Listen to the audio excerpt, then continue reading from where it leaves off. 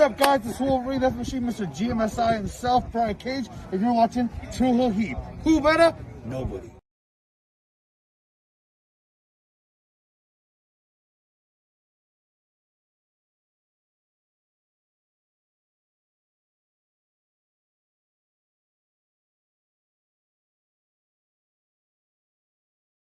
What's up, True Hill Heat? True Hill Heat. What's up? True Hill Heat.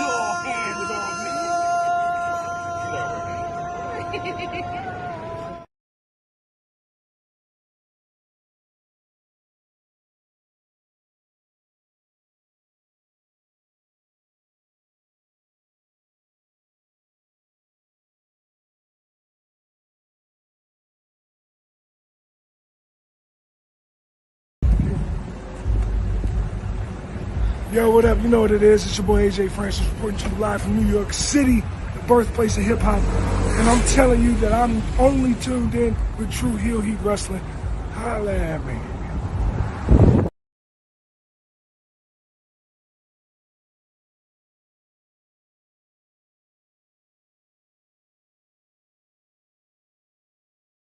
Hello, everyone. It's the hardcore legend Mick Foley wishing a nice day to everyone there, right there at True Hill Heat. Yeah.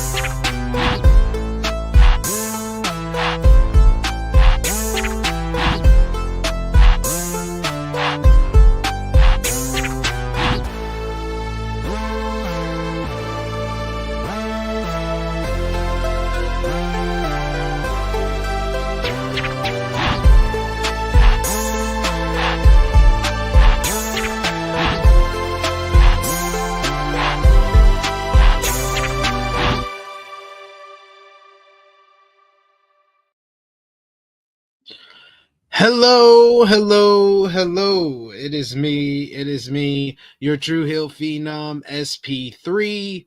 We are live on the True Hill Heat YouTube, Facebook, and Twitter for Rated Raw Review, episode 51. If I need you, I know you'll be there. Discussing the January 20th, 2025 edition of WWE Raw as only we can. And to do that, I am not joined by Mr. Romeo Anthony Colon. No. It is football playoff season.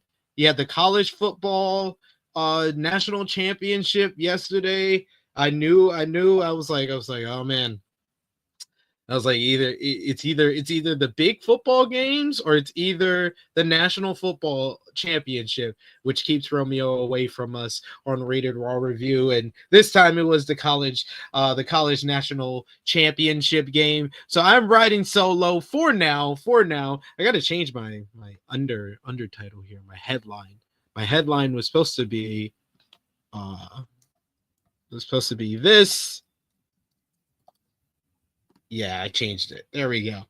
But yes, we're here to discuss the latest edition of Monday Night Raw on Netflix, week 3 of Monday Night Raw on Netflix. Appreciate y'all if you're joining us live. Appreciate y'all if you're watching us on demand.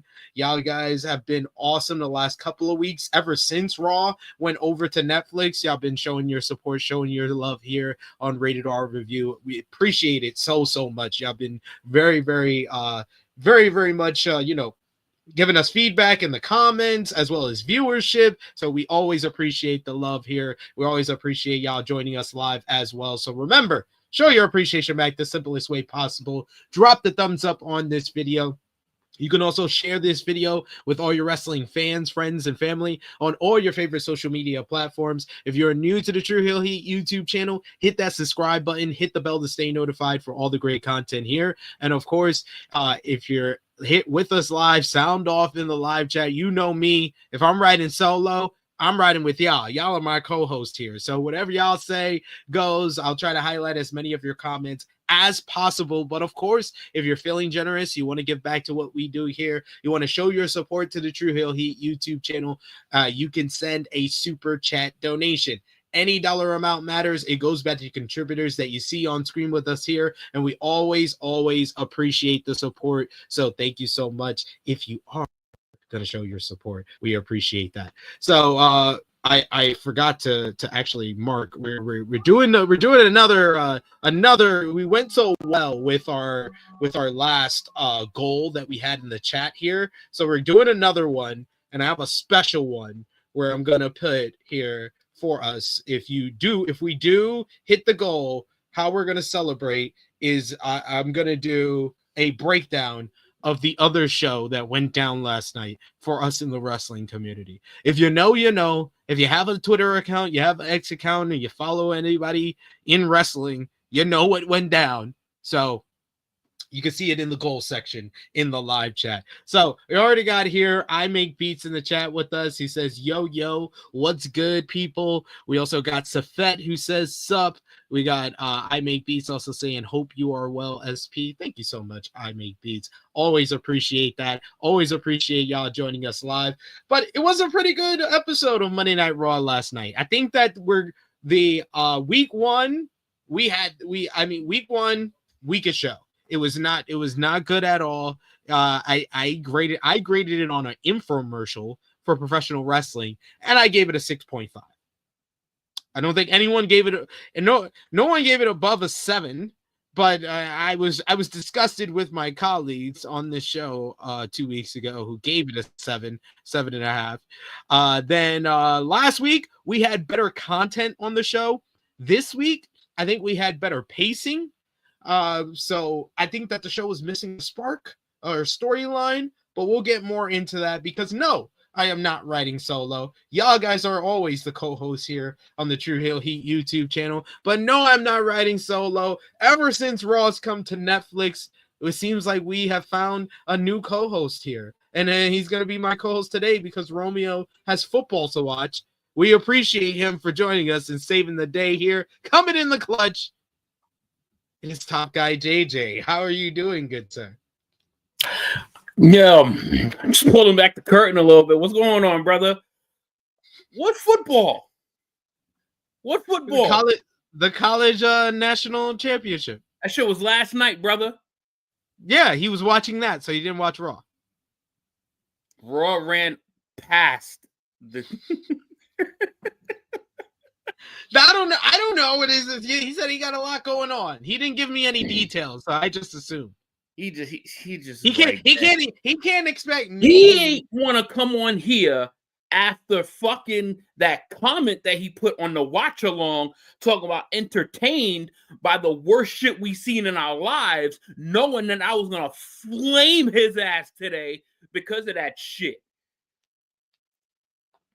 Like, oh man, we've been seeing some crazy shit in pro wrestling, but yeah, that GCW event, I already marked it down for worst show of the year.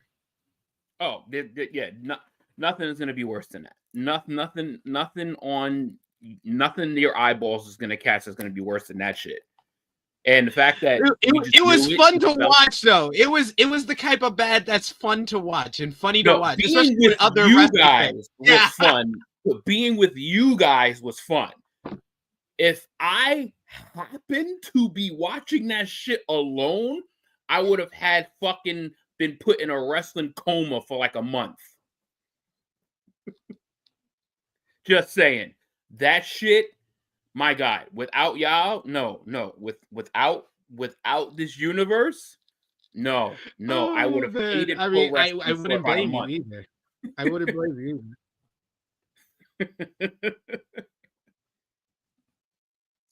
But interesting week, man. It was week.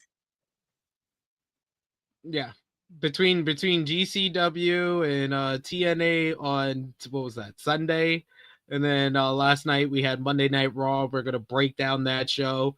I love the fact that I'm seeing already super chats with one word because people want the goal that I set for the goal. So I set the suit. We're doing super chat goals now. So we did that for AE Ramble on Thursday and we hit the goal. So that's why we did the watch along for Genesis and the People versus GCW.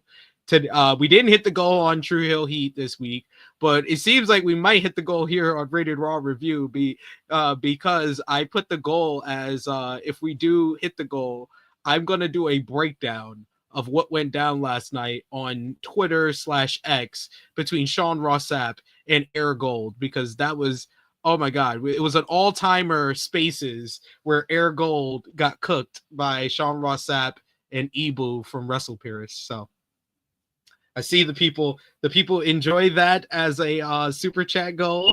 Appreciate y'all for that. Right? We got first up, we got our first super chat donation here. Are you frozen or am I frozen? Am I freezing up? Because I see my bar. Yeah, let us know, chat. I think it's SP freezing up. I'm on my screen. I look like I'm moving fine, but obviously the internet, we don't know how this shit works right now completely. But you look like you were a little choppy on my end. Okay. As soon as I acknowledged it, you stopped. And now you're coming in clear. That whole sentence, you came in clear. You didn't freeze up. Okay. Thank you. So it looks like SP, you've been frozen a few times. Okay. Yeah. All right. It is very, very cold weather here in New York City. We had snow yesterday, so maybe my Wi-Fi is nigga, the wind chill is bit, so I apologize for that. Thank you, I make people. The wind chill is 4. Like, yeah. I was talking to Jeremy and Cher on Fightful. It was like, it's like negatives in like Ohio and stuff. Oh yeah, it's gonna be hitting negative wind chills for us tonight. It's gonna be hitting. Can you hear me properly? I feel like I'm coming through like on a. I hear you. Delay for you. No. I hear. I do hear you. I do hear you. But yeah, you are. It is like I'm gonna pop out, pop back in. You could give general thoughts on Monday Night Raw, and then I'll read the super chats. Yeah. Yo, -4 in Ohio right now is fucking crazy. But yeah, it just started this past weekend. We got this, like, they gave us snowstorm vibes. It wasn't no snowstorm. We got like a fucking inch of snow, but that shit brought the cold. That shit did bring the cold. So it's supposed to be really, really chilly over these next few days. But it's only gonna last a few days. It ain't gonna be bad. It will be back to normal by like Friday, Saturday. It's supposed to be back up to the 40s, so we're supposed to be good there. But Raw, it was all right. Had some moments in there almost seen a man get killed on live TV, you know, based on blunders and, you know, dropping him mid-move. But, you know, that was pretty cool. What did y'all think of Raw, honestly? Because I don't know if it's been like banging lately, but it's been okay. It's been okay. Yeah, I've liked the last 2 weeks of Monday Night Raw. Like I was saying at the top of the show, I was like, I like the content of last week's Monday Night Raw, and I like the pacing of this week's Monday Night Raw. It seems like they got down the 2.5 hour pacing on this week's Raw, but it just felt like it was missing something to make me feel like how last week's Monday Night Raw made me feel. Yeah, and I think what is missing right now on Raw, to be honest, I think Raw is missing the upper storyline. They're missing like the storyline to watch. Right now, the storyline is the Royal Rumble, but it's everyone's in the fucking Royal Rumble, so it's everyone involved in the story. So they don't have like a high point story. Now that they fucking basically shot their load with the CM Punk and Seth match on week 1, they don't have a high point storyline right now. So they're just kind of putting shit together. It seems like they're gathering stories and they're trying to, you know, feed people like ingredients to kind of put something together for the WrestleMania season that's upcoming. But right now, it just doesn't feel like there's like a high story right now. It just feels like there's a bunch of things going on.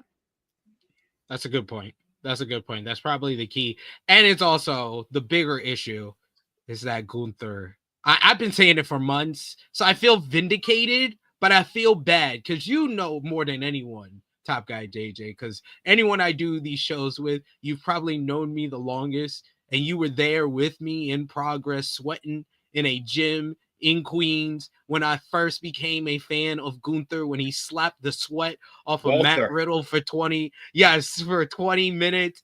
I love Gunther. I want to see Gunther on top. I wanted Gunther as world heavyweight champion.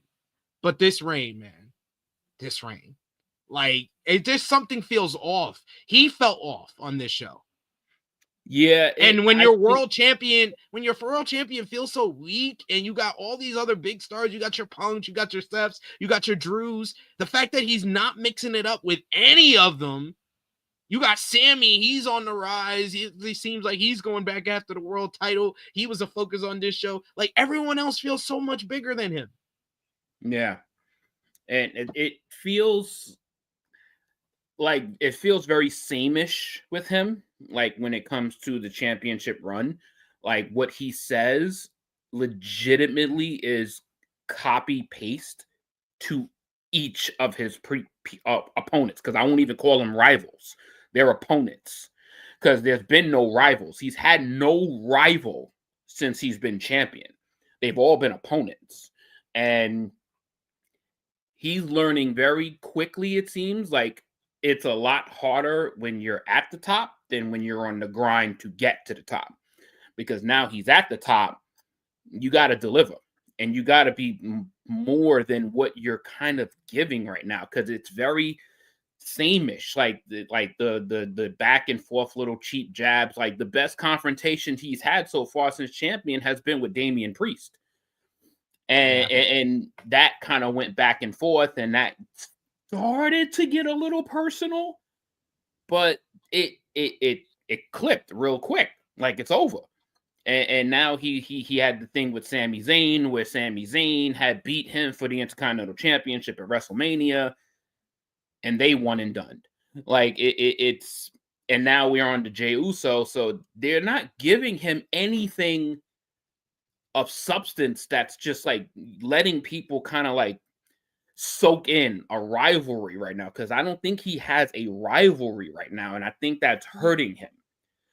No, it's been very much a challenger of the month type vibe with his title reign so far. But like, the thing is, that can work. It worked for Cody for a while. Cody finally got a real rivalry, like with Kevin Owens, and it was Kevin Owens in a rehash of the Bloodline rivalry with Solo. That's really his main rivalries of a year-long title run. With Gunther, he's getting challengers of the month, but they're not new, fresh opponents. Yeah. World champion, and he's facing guys he already faced.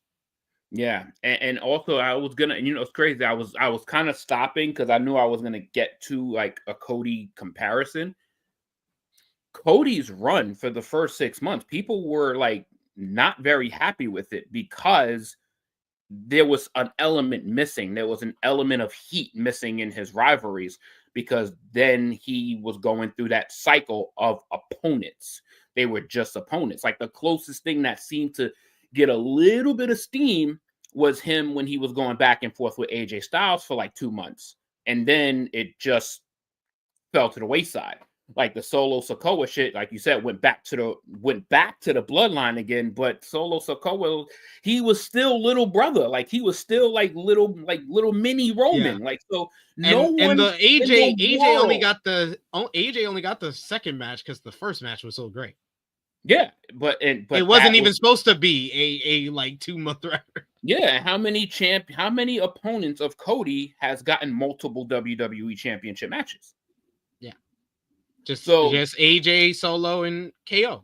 And Cody is and KO is the first one where that's why back even when this shit like started to take off, how I praised Kevin Owens for being such an important ingredient because he added a personality element to Cody's run, the accountability aspect, the throwing shit in his face, how much he despised him for what he did teaming with Roman, how he took things out on Randy Orton. Like there's been so many elements to what Kevin Owens has been able to do. Kevin Owens has been the star in this rivalry while Cody has been the champion. Yeah. And I said that on True Hill Heat this week. I was like Cody, I can't even put him in like the well-booked champions because a lot of his run has been kind of boring. It's been boring and predictable. So I can't put him in like the good champion category in WWE. I said like the only good champions WWE has right now is Chelsea Green and Tiffany Stratton. Yeah, and that's kind of sad with Gunther because the analogy with Cody is because he's the babyface champion, so every heel is gonna gun for him. Gunther's a heel champion, so this should be easy for him. This should be easier for him. Yeah, but it seems to be more difficult. Like it just doesn't feel natural yet. Like to me, it doesn't feel natural what his run is yet. Maybe it's still he's not in the infant phase of the run no more. He's 5 months deep into this shit. But, and it was a misstep not having him go over Cody at Crown Jewel. That's where everything starts. Everything started there. Yeah, that was a problem.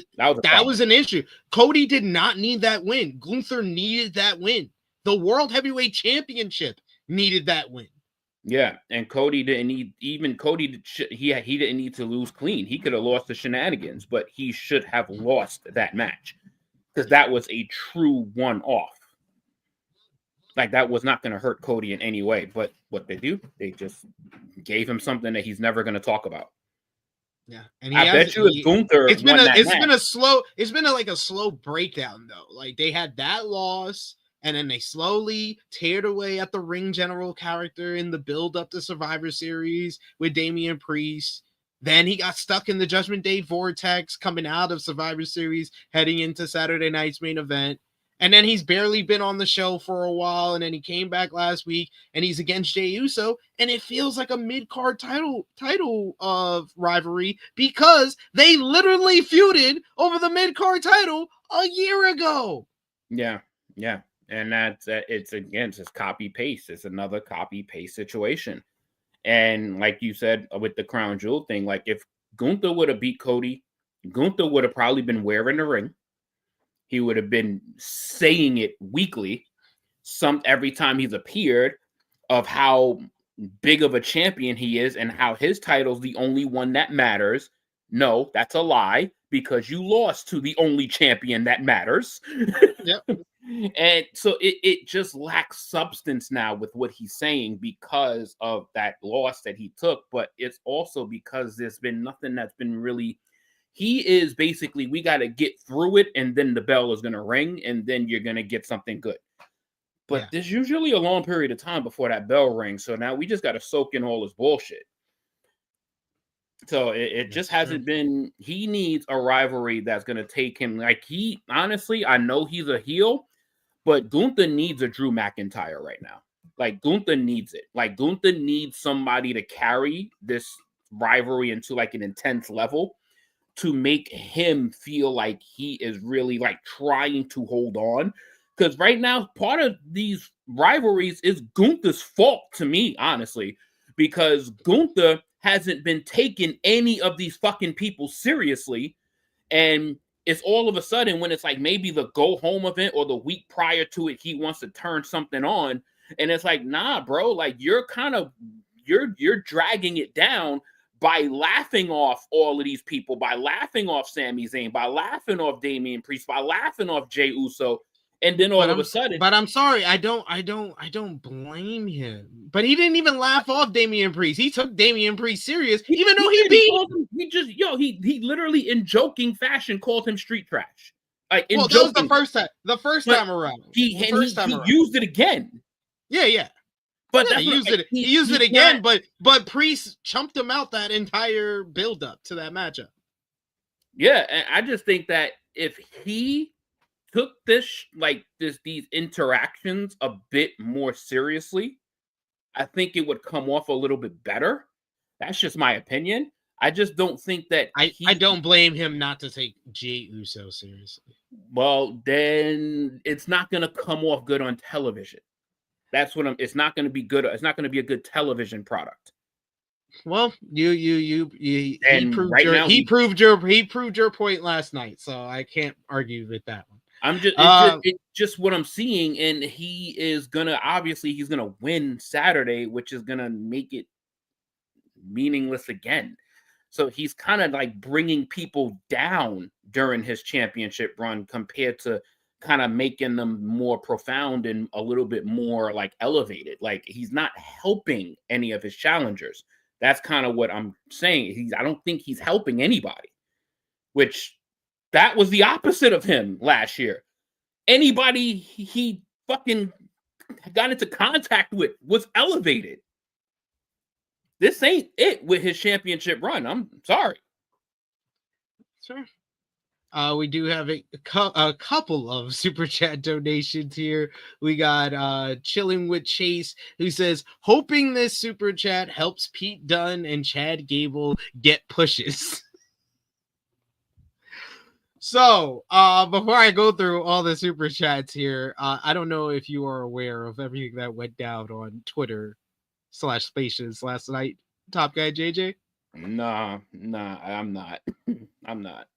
After Raw in the championship game, I was done.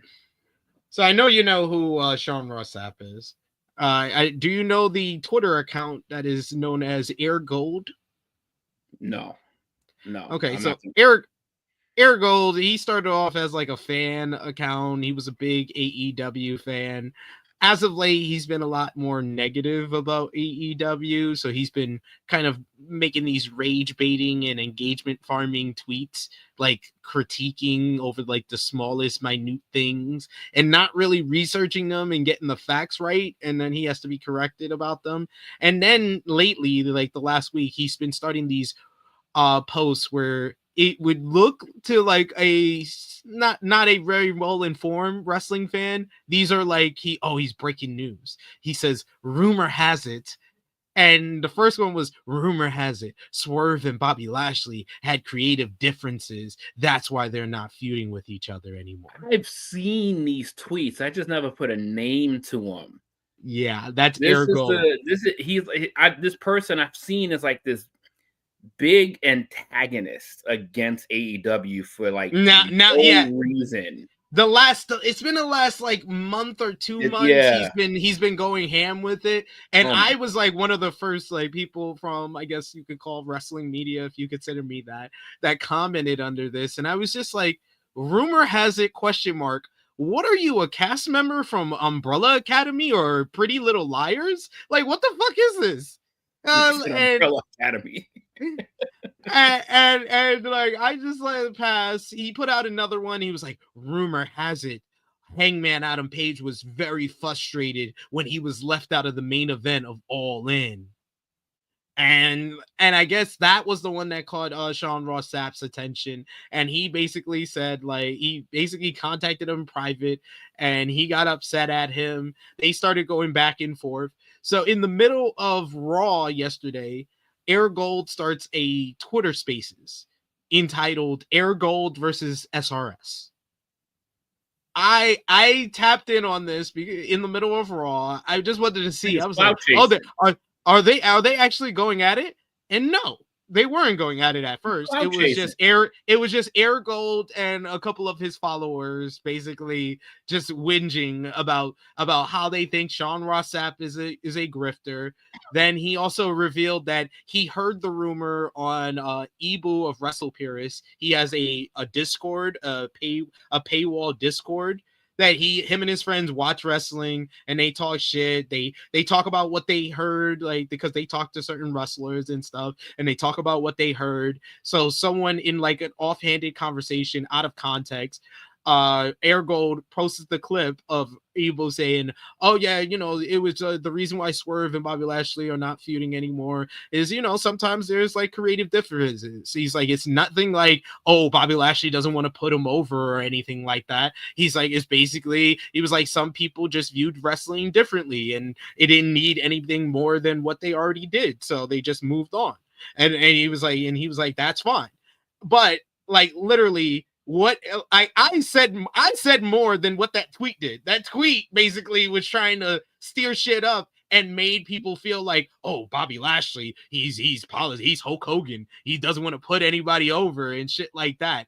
And it's also a paywall Discord that they tell you not to aggregate anything because they're just talking. They're just talking shit. Like, why are you aggregating them?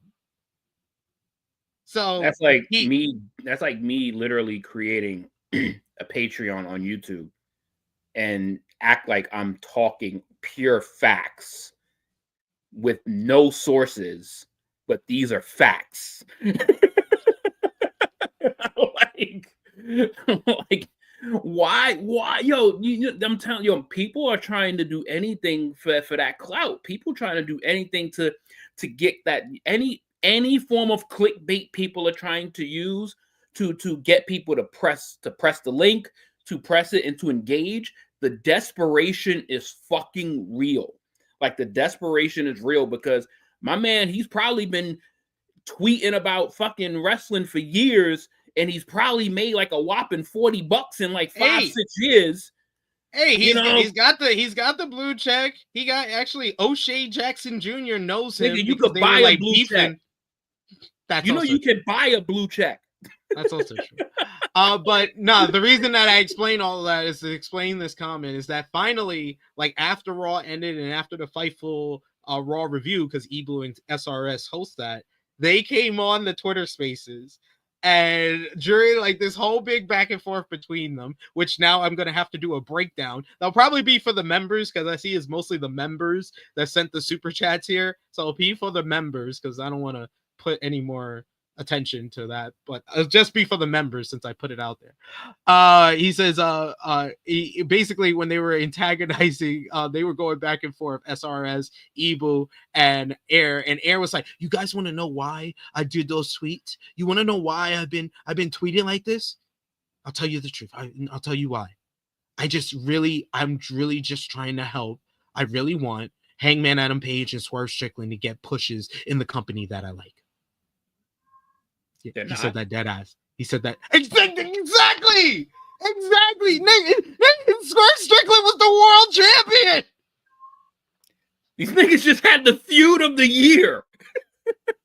Like, the feud of the year.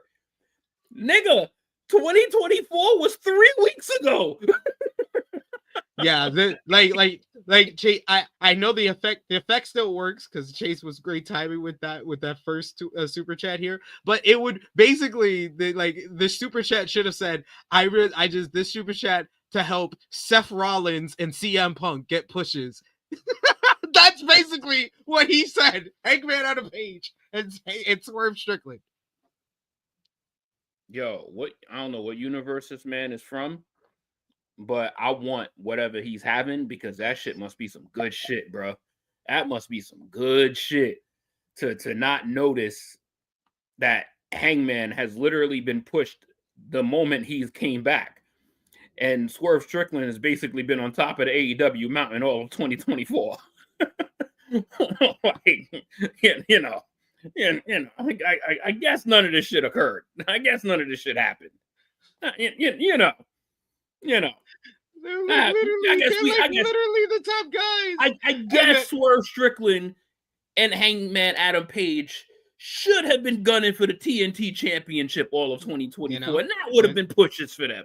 They're not champions, and this came after. I think this was like yesterday. These niggas are AEW former world champs, bro.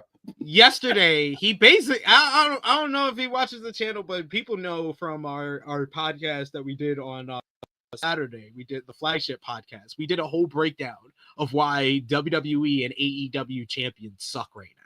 And that'll probably be a separate video, THH cuts that we've been doing thanks to Top Guy JJ's suggestion. But I basically broke down everything, and I literally separate. I was like, these are the actual good ones, these are the actual bad ones. And it was mostly bad, but the few good ones I said for AEW, it's people that have titles that are networks that the company are on, or the international champion, Konosuke Takeshita, because he's actually doing what the international title was made for and defending the title outside of the company. He's traveling. This dude puts out yesterday, he's like, AEW champions. And he's like, oh, I'm just stating the facts here. They are all booked. Basically putting out, Daniel Garcia won the title in November, has only defended the title twice. Konosuke Takeshita won the title in October. He's only defended it twice on AEW television. And then he says Death Riders and then Private Party. So I broke it down for him. I was like, Danny Garcia won the title in November. He's defended the title twice. It's been 2 months. 2 title defenses. That's normal. What the fuck are you talking about? I was like, Konosuke Takeshita won the title in October, defended it twice on AEW TV. He's defended it 4 times. Then I checked it. I was like, 5 times in outside of AEW. That's what the international title was made for. It's a title that's supposed to be defended in other countries, in other promotions. I was like, it's not like the Intercontinental Championship that only gets defended on WWE television. It's an international championship that gets defended everywhere. And then I was like, Private Party, Death Riders, bad reigns. Like, I'm not going to argue with you. But, like, then he tried to say, oh, I wasn't saying that it was bad. I was like, you grouped it in with the bad reigns. So you know what you're doing here. And then he's like, oh, from my math, the international title has only been defended 5 times outside of AEW. I literally broke that shit down for him. I was like, your math is wrong. Your math is wrong. I was like, Konosuke Takeshita has defended the title 5 times outside of AEW alone by himself. I was like, Pac defended it 3 times outside of the company. OC defended it once. MJF twice. Like, that's 11 times by the time I tallied everything up. I was like, that's 11 times. And this guy has like nearly half of them. And you're grouping them in with the bad reigns? Yeah. The only trash run that AEW has, in my opinion, right now is Private Parties. That shit is... The Death Riders as trios champs, they never even showed the titles. That's pretty bad. First of all, I don't even consider them shit championships. You know this already. I don't consider them shit championships. That's a title that's 3 wasted belts of material that no one should ever own. Because you can never take that shit seriously, because there's never going to be a consistent grouping of 3 people chasing for championships on a consistent basis. Those titles should be fucking not even vacated. They should just be Thanos snapped. Them shit should just be gone. And anybody that argues with me on that, argue with your fucking mama, because them fucking trio championships are worth shit. But we got a bunch of more.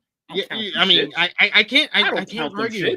I can't argue with you because they haven't booked. But you know what? Some of y'all. But yeah, that was my interaction with him. But yeah, of note, most of the things like Ibu basically told him that he knows AEW wrestlers. AEW wrestlers have talked to him about his tweets and think he's weird. Nobody in AEW likes him. Then Sean told him to shut the fuck up. You're a loser engagement farmer. And he was like, yeah, I'm just gonna ratio every time you try to lie on your account. So the reason why we got this super chat donation from Brandon Brown was welp. And we got a second super chat donation that says we. And a third super chat donation that says got. Fourth super chat donation saying get. And that he says these super chat goal accomplish. My guy, I love that. I love that. That's awesome. And that was literally 10. I think that was literally. I'm telling 10. you, I think Tony might have already Thanos snapped the fucking championships, because if that's true, if November 7th is their last trios defense, bro, they have been on AEW on Max for how many weeks now? Like 4 weeks? I have yet to see the championship belts. Them shits were Thanos snapped, bro.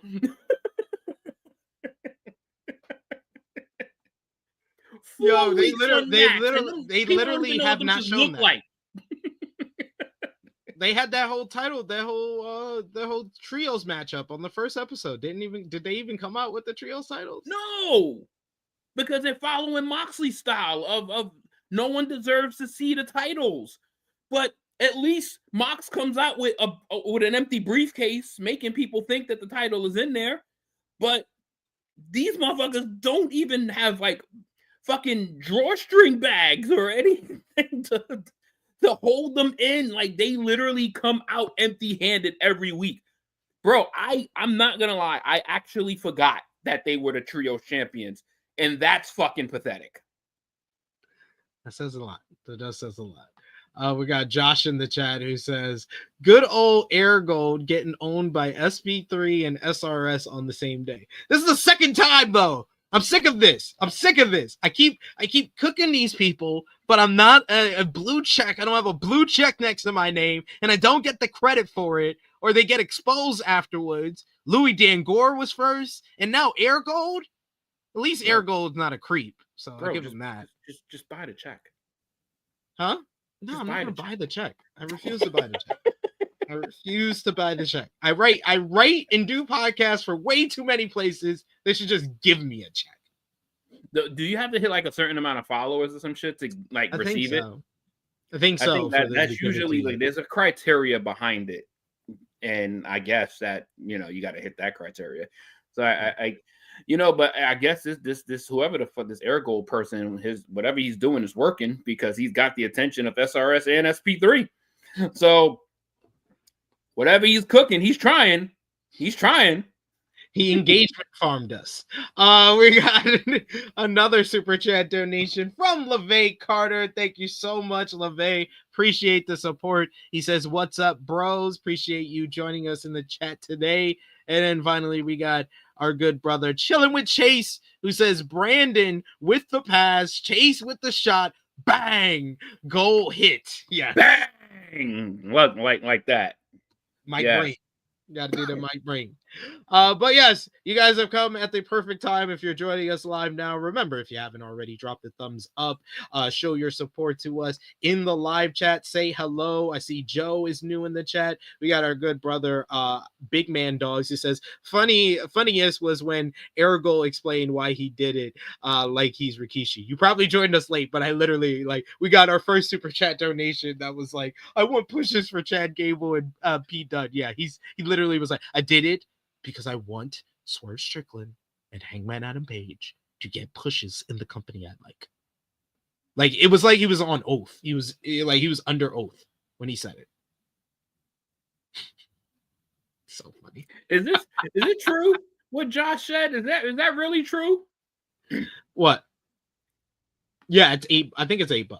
Yo, come on, yo, y'all can send my man like a quick $8 super chat so he can have that shit by the end of the week, and just know that the super chat will go directly to SP. Each one of you has to send me $10 super chat so I can pay it for next month. Like, come on, y'all. It's $8 to get a fucking blue check, and that's what you fucking complaining about. Yo, y'all can send this man a direct super chat of $8 and he will have it by the end of the week, and then he will be verified officially. It's monthly too. You see, you left that part out. You left that part out. Real Take Wrestling. I will definitely get to your comment here where we get to that segment for sure. But anyone else want to send a super chat donation, feel free. But we got to get into Monday Night Raw. The show opened. It was live from Dallas, Texas. The show opened with Seth Rollins, Drew McIntyre, CM Punk. He had the Marvel's The Thing shirt on. They were shown arriving at the building. We also see that earlier today, Rhea Ripley arrived, but she was quickly attacked by Nia Jax. They also plugged that it would be Penta's second matchup in WWE as he goes one-on-one with Pete Dunne. What do you think about this angle that set up the angle later in the show with Nia attacking Rhea? I was kind of numb to this, and I liked what we would see later in the show between the two ladies, but just this attack, I was just like, oh yeah, I've seen this before. Like, can you make a fucking decision, Nia, on where the fuck you want to be? Like, how long is this transfer portal open for? Like the fuck? Like that's the first thing I was like, bitch, can you just decide where you want to be?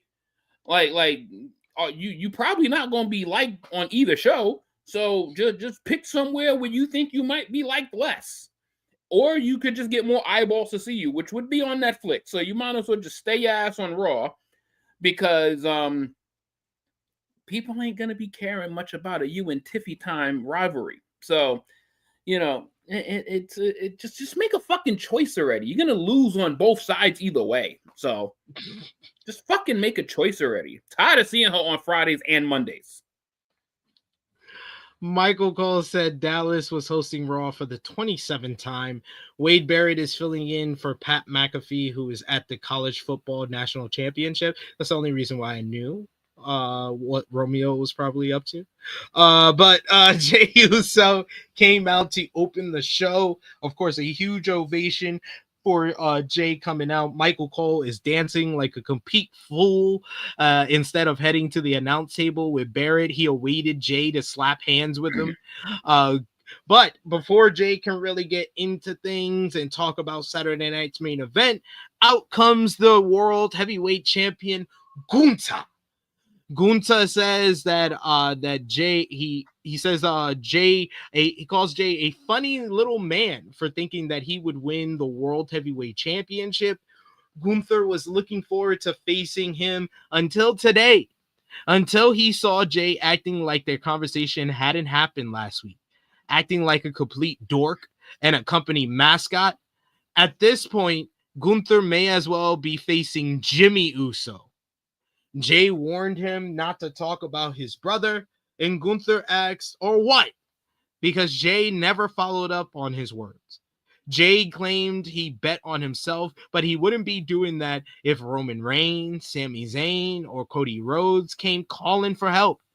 Jay was just a useful idiot. Jay's words and actions didn't align, but Gunther's did, and Gunther would expose Jay Saturday night at Saturday night's main event. Jay said that Gunther was right again. Jay was the mascot, but the fans, they were his team because they ride with him and they would be with him when he beat Gunther for the title. Jay respected Gunther and Gunther would respect him too. Only one of them had main evented WrestleMania and it wasn't you. And those was fighting words for Gunther. Gunther heard enough. He attacks Jey Uso, but Jay fights back. He's able to get the upper hand. He hits a big old super kick. Jay then claims the World Heavyweight Championship. He picks it up as Gunther is standing off on the apron and then down to the floor. The crowd goes wild, seeing Jay with the World Heavyweight Championship, which means we aren't going to see that on Saturday night. But This was I thought that Jay was really good in this segment, especially his comeback, his retort to Gunther. It was the usual Gunther style of promo and how he kind of views Jey Uso. And I didn't think the delivery was that good on this one. You know, I'm critiquing Gunther, so you know it had to be something noticeable. Just felt a little shaky in the promo. So I hope that this is just a one-time thing and that they deliver on Saturday. But what did you think about this opening segment? I mean, love seeing the fact that Jey Uso is a star. Like, he's just an absolute star. Like, the fact that he had probably the most movement of the entire crowd literally in the first 2 minutes of the show with his entrance. Like, my God, like it's literally becoming a party every time he comes out. So he is a star. And sometimes, even though it might not be like the right decision, I think there might be that time where it's almost like you might want to pivot here and just see what the reaction would be and just see what it would be if he did win on Saturday and what that reaction, how he would be viewed as somebody that actually can be a man of his word for once. Because he's been lying to people for months about being a champion, about beating somebody's ass.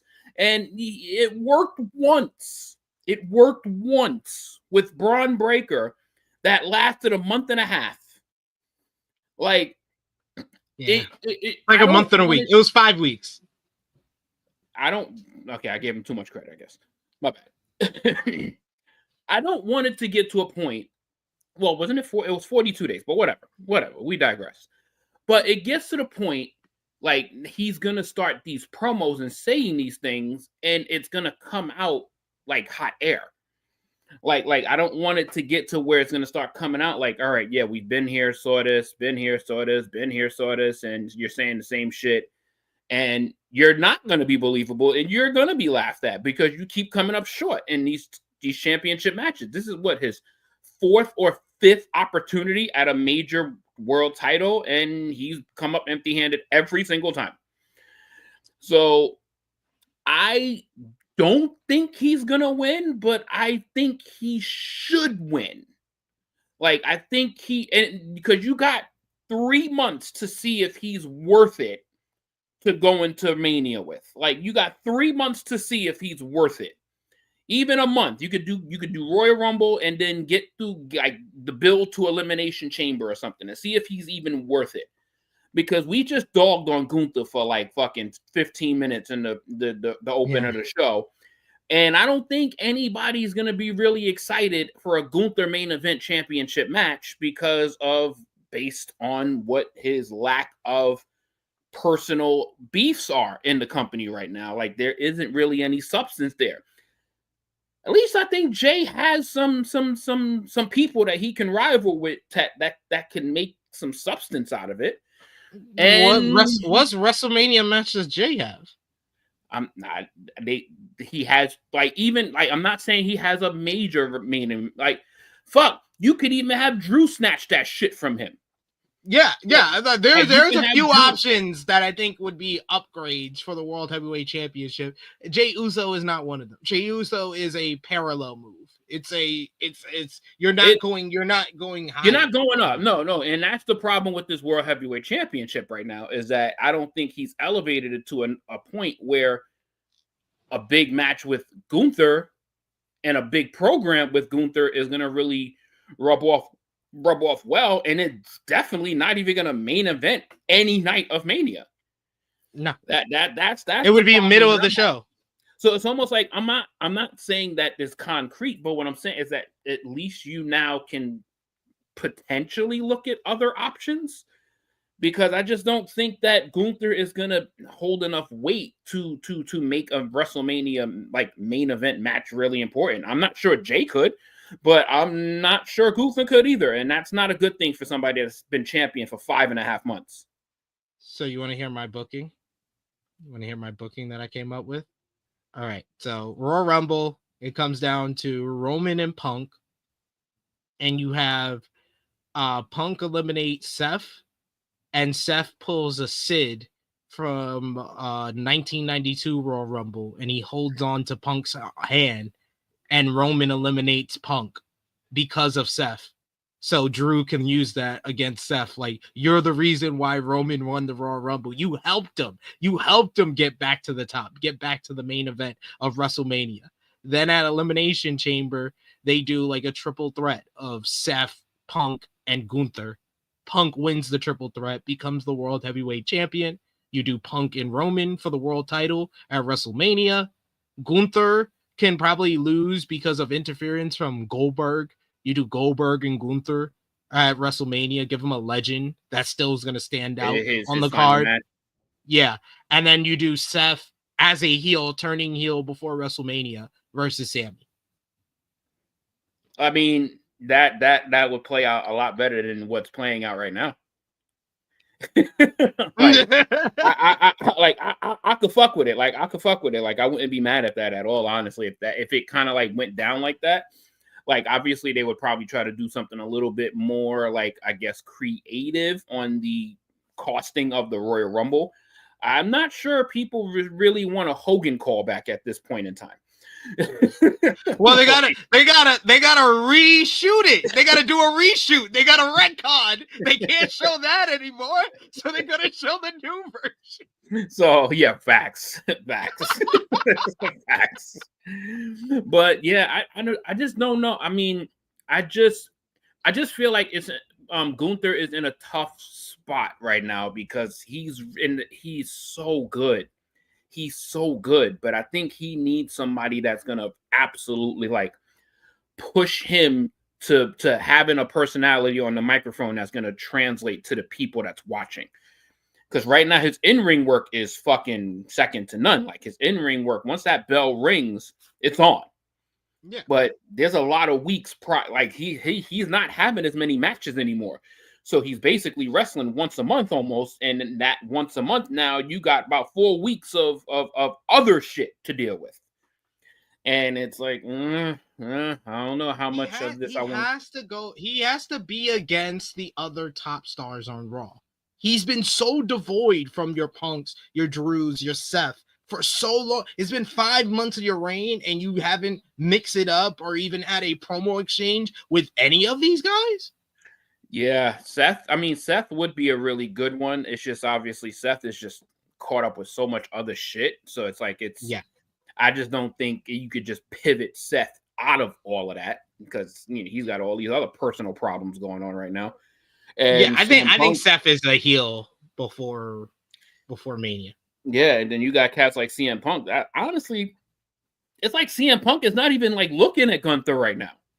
It's like he's not even paying him any attention, and that's another big fish that you could have been like mixing it up with. And then Drew McIntyre, we've been there, done that a few times already, but never at this stage. Yeah. Never at this stage.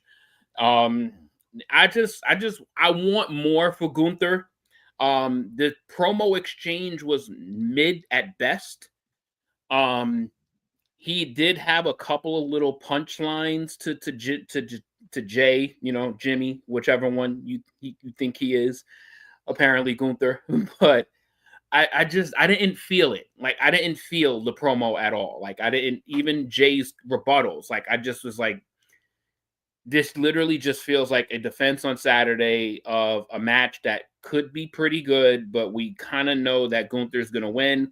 So it doesn't really feel like there's any meat on the bone of this at all. Yeah. So we're gonna see what happens on Saturday between Gunther and Jey Uso. I think we all know probably Gunther's winning, but we will see. And it's how an it goes. Underwhelming feeling because it's like it's not built to be in like a prominent match. This shit just got thrown together because he beat fucking Drew McIntyre in week 1 of Netflix. And so Jay's already announced for the Royal Rumble. For the Royal Rumble. So it's like you're in the Rumble literally the following week, and then you earned a world championship match for 1 victory. Like, how that shit works is beyond me, I guess. The I New guess Day. Penta should be getting a world championship match in 2 weeks because he won 2 matches. He won twice. The New Day ran into JBL backstage. Kofi Kingston was glad JBL was doing commentary for his match and slid him some cash, only $2, into his coat pocket to butter him up. Kingston and Xavier Woods assumed that JBL would be on the same page as them because he cut the dead weight of his own tag team partner and went on to his most success of his career, just as much success, not as much success as them, but almost as much. JBL gave them a backhanded compliment saying that Big E, he's so big, he's so muscular, so charismatic, so funny. You know, of course, he understood why they cut ties with Big E because the fans loved him way more than they loved them. And he figured they wanted the fans to pay more attention to them, right? Just that's the best way to do it, huh? Right. New Day didn't appreciate this, so they left. And JBL says, "So I keep the money." This was nice. God awful. This was harmless. This was god awful. I hate waste of times. I mean, they've been wasting time with the New Day for weeks. I hate wasting. This was like not. This was literally like commercial break promo. This was commercial break. The fact that people did see this, because usually this is shit that us like premium subscribers would get, like commercial break promos type shit. But yeah, that happened. Here we are. And here we are on the other side. Kathy Kelly interviewed Bayley backstage. She announced that she was officially back on Monday Night Raw, the place where she started her main roster career after getting called up from NXT. And she also declared herself for the 2025 Women's Royal Rumble match. And she says she could go on for either go against either brand's champion, either Tiffany Stratton or Rhea Ripley, and she can go back to back like she did, win the Royal Rumble like she did last year. She was about to tease perhaps going after the NXT championship when Nia Jax interrupted. Jax wanted Tiffany Stratton all for herself and planned on winning the Royal Rumble to do it. So what did you think about the interaction between these two ladies before their match later on in the show? That means we saw Nia twice in the first half hour.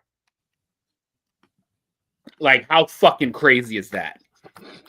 Like, we and there's more to come. There's more to come. So, we saw her twice in the first 40 minutes of this damn show already. Like, just say you're a part of Raw, please. Just say it. Don't show. I mean, Raw always books Nia better, it seems. Yeah, I mean, and honestly, she is a better fit with better. I wouldn't say better opponents because it's really just one, but yeah, this happened too. I'm glad Bayley's Bayley's been on TV five shows in a row.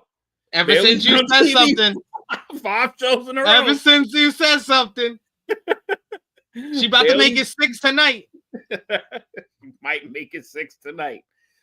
And more interesting stuff happened later. The promo exchange, the exchange between the two with whatever. A little bit more interesting stuff happens later. We shall see. We got professional bull riders in the front row and their announcer. Yeah, okay. And then we also get JBL has entered for commentary, and that leads us to the New Day coming out, getting some boos. They were pissed at the fans constantly booing them since they were walking Hall of Famers, unlike JBL. Kofi Kingston took back the $2 out of his coat pocket and then got into the ring as he went one-on-one with Rey Mysterio. No, I have no idea what was supposed to happen with the New Day returning in action. We're just getting a singles match. The New Day. That's the New Day. They said that. Kingston wrestled in black jeans with black knee pads. He worked over Rey and got a lot of heat until Rey drove him into the steel steps ahead of the commercial break. Interference by Woods behind the referee's back allowed Kingston to take over. The crowd chanted, "Let's go, Rey." He fought back with a seated senton and a low drop kick for a 2 count. Kingston poked Rey in the eyes behind the referee's back and then hit the big shadows over hell off the top rope onto his back for a 2 count. Rey set up for a 619, but Woods blatantly tripped him, so the referee tossed him out. Woods argued, so Rey knocked him off the apron. Rey hit a 619, but Kingston got his knees up on the springboard splash, nearly got the 3 count on that. Kingston then quickly tries to go for an SOS, which Rey reverses into a cradle for a 1-2-3. Good matchup here. The crowd was very much invested in this one, very much into the action. And this felt like this was like, again, with the opener last week with Chad Gable and Penta. Like, they are restructuring, like, to usually when you have these like 2-segment matches, it's like, oh, you're going to see like 6 minutes of a 10.5-minute matchup. No, this was 10.5 minutes, and we saw about 8 minutes of it. Like, they gave us like 3 to 4 minutes at the beginning. You had your ad breaks if you have ads on Netflix, and then you got the last half of the matchup. So this was really well done, how much we got of the match, and the crowd was very much invested. Post-match, we get Woods attacking Rey from behind. You get the LWO coming out for the save. New Day very hilariously run around in the crowd, run around to the other side, jump over the barricade to pull Cruz out of the ring, and then I think Joaquin Wilde, and then run him into the ring post. Cruz runs them off as the New Day escape. Like I said, good matchup here. What did you think? Yeah, it was a fun little match. Like, it was cool. Like, it was a good match to see. Like, it was I'm just glad that Rey was, Rey managed, he escaped that almost catastrophe. The botch. Yeah. Like, holy shit, that could have been bad. But yeah, it was pretty good. It was pretty good. I like the new attitude wrestling style of Kofi, which is good.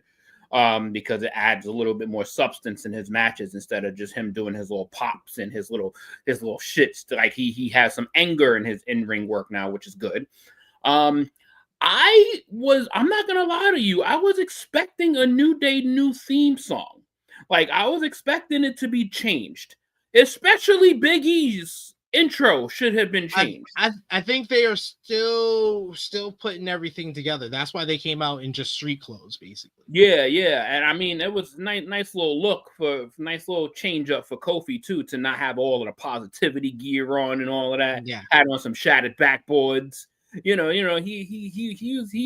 was calm heel drip, but like the bright colors and the fucking Tron, I was like, this is still unfinished. They're still doing some work to this, because I thought this would have been different. Like, I thought the whole entrance would have been different. Especially, I thought at least Big E's shit would have been cut out. At least I thought Big E's thing would have been cut out. At least. But I guess that's more to come. But fun little match. Hard to get really interested in anything LWO based. Really difficult. Yeah, this I 100% agree with Dion Jenkins in the chat. He says, I don't feel like they are capitalizing on New Day's heel momentum. They were like, when they first do that angle, which was 7 weeks ago, by the way, their first match in 7 weeks, the first thing of substance in 7 weeks, really. They just did setup for this matchup, basically, the last 3 weeks. But 7 weeks, that's way too long for them to not have a matchup and have anything of substance that you're doing with them. And then it's the LWO? Like, Rey Mysterio, yeah, that's one thing. If it's Rey and Penta, like was the rumor before the Raw on Netflix premiere, that's one thing. But it's not that. It's Rey Mysterio and the LWO. This feels very low card for the New Day, who you could have propelled up the card with their heel turn on Big E in December. This was a very shitty reward for all of the heat that New Day's gotten over the past month and a half. A loss and involvement with the LWO. Like this was really, really badly done, in my opinion. Like Kofi should have won this match. Like, I just don't understand how you hold somebody hostage basically in ring work and substance work for almost 2 months, and they try to make it a bigger deal, and then all of a sudden he loses to somebody that can afford to lose basically all the time. Because he's already the most established fucking luchador in fucking wrestling history. He's a fucking champion at best. Like he has nothing to lose. That man, Rey Mysterio, has nothing to lose here. They're not reworking Rey Mysterio's character. They're reworking Kofi Kingston's and Xavier Woods' character. And then you just have him lose like that? And then have the LWO come out? Like, come on, man. It's like you're adding shit on shit right now. Like y'all gotta stop this shit, man. So I'm already like not pleased with the first like almost hour of Monday Night Raw already. Like it's already like an hour into the show, and this was like 30 minutes, like 30 minutes, whatever it is, 30 minutes, 40 minutes, whatever it is. But I'm like, all right, we got to go up from here because I'm not feeling where we're going right now. I'm not feeling it. And that's where we are right now with the show. We got a super chat donation here from Will Chisholm, a super Chisholm, if you will. Thank you so much, Will. He says, it's clear Triple H watch our show because Bailey all over WWE TV finally. TK does, but he won't kill Mox Group, LOL. I'm gonna keep selling him to kill the Moxley Group, or at least take them out of the main event title picture. Like at least one or the other. You don't have to kill the group completely. You can continue to tell your story. Just don't hold the AEW World Championship hostage. That's all I ask. And just with that alone, SP, I'm not gonna lie to you, bro. I'm over this death. I'm over it. I'm over it too. Obviously, remember us. And it's crazy. I love these circle backs because we was talking a couple weeks ago, and you went into it from the beginning. It was good. I'm trying, but it's like they haven't done anything different. Like it's the same shit every time they appear. It's the same shit, and it's like. Not like I just can't. And on top of that, they're the fucking main event of every show. Like, nah, miss me with this shit, man. Like, I'm over it, bro. Like, I'm over it. We get a video package highlighting Penta's debut, and then we see Kathy Kelly interviewing Chad Gable, who is pissed off. He spoke about his recent struggles with Penta, Dragon Lee, and Rey Mysterio. He realized he knew a man who can help him with his luchador problem, and that was Dominic Mysterio. Ivy Now's got her sights set on the Women's Intercontinental Championship, while the Creed brothers are sick of waiting around and they want to get their shot at the World Tag Team titles. We get Julius Creed, who says, "Oh, War Raiders say that they're one injury away from ending this. That's not something to be proud of. They need to pass on the titles because they're past their prime, while these guys here are entering their prime." And Gable says they would all be wrapped in gold and it would be glorious. When Chad Gable was talking, this was good. Everybody else, meh. Yeah. I mean, the thing is with the Creed brothers is that they barely get any opportunity to do this.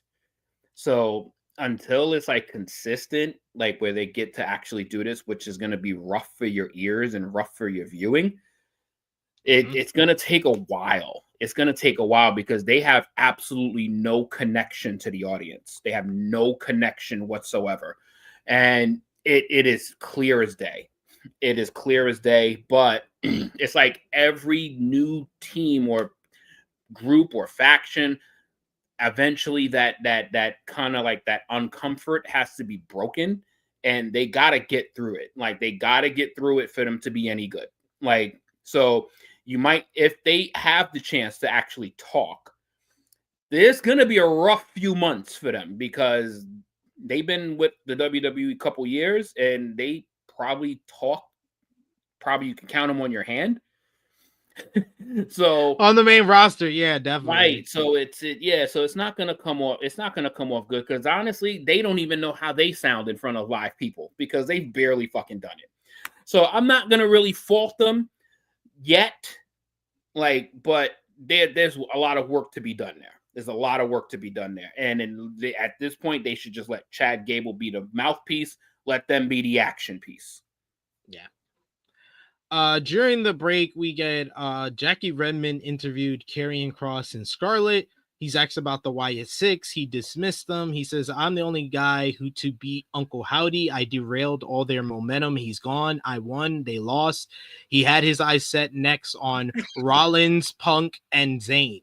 So confirmation that he has killed the Wyatt Six. And they have yet to appear on SmackDown yet. They have yet to appear. That's crazy. I don't like. So it was a nice idea. It was a nice idea to pay tribute to Bray Wyatt, but I don't know if this company is suitable for something that like this anymore. I don't know. Like it's over with the fans, but there's no type of consistent booking behind it. And this is so shameful because they had one of the greatest debuts ever. Yeah. One of the greatest debuts ever. And they've come to this just to being mentioned on an episode of television. Like it's shameful. And they had and the thing is that what sucks about is that they got so many good workers on that team. Yeah. They got so many good workers in that group. Like all 5 of them are pretty good workers. So what's the problem here? Like the aura's there, the fucking connection is there, the look is there, the entrance is there, the fear of fucking opponents is there. Is you motherfuckers just don't want to fucking give them the acknowledgement and just give the fans what they fucking want to do is put their fucking phone lights on with a dark screen and acknowledge the fucking Wyatts and pay tribute to the late great Bray Wyatt. Why is this so difficult? Why is this so hard? Like there's some shit make it harder for themselves. And then SmackDown is 3 fucking hours. But we gotta see Cody Rhodes like 5 times in the show. Like it's just adrenaline in his soul. Something.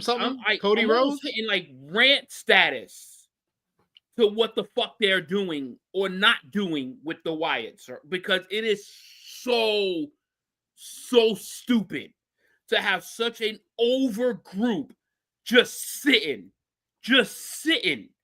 Like it's blasphemy to me. Like, and you get motherfuckers like Ludwig Kaiser fucking time on a microphone, but you can't fucking have time for them. Like, goodness gracious, dude. No oogly boogly, no spooky for Triple H. Use for Halloween time only. Yep, they're gonna be like Abaddon. Triple H is gonna start using them like Tony Khan treats Abaddon. We got the announcers talking about the history in Dallas. They aired a clip of one of many things to happen in Dallas. Wade Barrett winning the first season of NXT. Speaking of NXT, one of former NXT champions is Sami Zayn. He comes out. He announces that he is officially declaring for the Royal Rumble match after speaking with Adam Pearce. His conversation with Seth Rollins last week really made him think about what he wanted. It opened up a lot of thoughts. He thought about his 14-year-old self and all the people he grew up with that wanted to be wrestlers. And he thought about the few thousand who did become wrestlers and the many fewer who actually got to WWE. He thought about the even smaller group of guys that reached the upper echelon of WWE, the 5 or 6 or 7 guys, and he considered himself in that group. And all of those guys were in the Rumble with him. Roman, Punk, Seth, Drew. The only difference between them and him was that they had a world championship to their name, and he didn't. He has had a great life and career. He didn't need the world title to feel complete. The fans have supported him throughout the years, and their support has meant more to him than any world title can mean. So no, I don't need the world championship, but damn it, I want it. Because 14-year-old Sami wanted the championship, and the 14-year-old Sami was still in him somewhere. But when the music of Kevin Owens hit, I just was like, oh. Here we go. That promo by Sami, that's good. Not a lot of people, we got to give Sami credit. Not a lot of people in WWE today can do the one-person promo and really have the fans kind of on the edge of their seat with their words, and Sami did that with the opening promo. But this shit just took to another level with Kevin coming out here.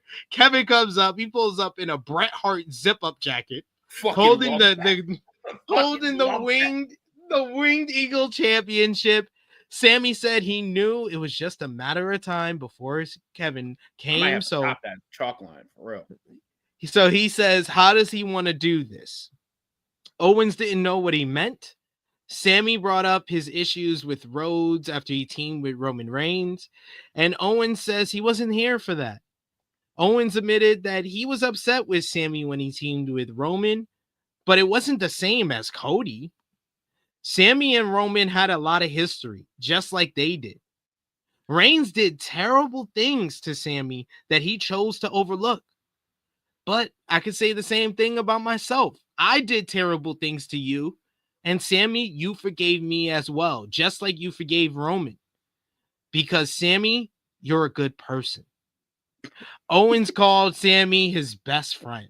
You're like a brother to me. Owens wanted to tell Zayn, yes, you can and you will win the Royal Rumble. Sami deserved to win the Royal Rumble, to go on to WrestleMania and to win the title. They've done a lot together. And he says they've even main evented WrestleMania together and won the tag team championships. But there was one more thing that they could do. And that was to main event WrestleMania one-on-one for the WWE Championship. KO said that that could only happen if Sami won the Rumble and if Kevin walked out as the WWE Champion. Owens knew that would happen because he had Sami's back. And he knew Sami would have his back. So I will make sure you win the Royal Rumble, and I'm sure you will help me make sure I walk out the champion. As my brother, if I need you, I know you'll be there. Owens then left as Sami contemplated. This was fantastic. I was like, I thought they were going to ruin it by having Sami respond, but having Sami not respond, chef's kiss. This was the best thing on the show. Kevin Owens' character, him becoming Roman Reigns before our eyes is hilarious. He's becoming the manipulator, the gaslighter that he always said Roman was. He's becoming it before our eyes, and he just gaslit Sami in the same fashion that Roman has time and time again. The storytelling is just chef's kiss on all of that. This was awesome. It ain't gonna happen. But sign me all the way the fuck up for this. Like, sign me up for everything that Kevin Owens just said.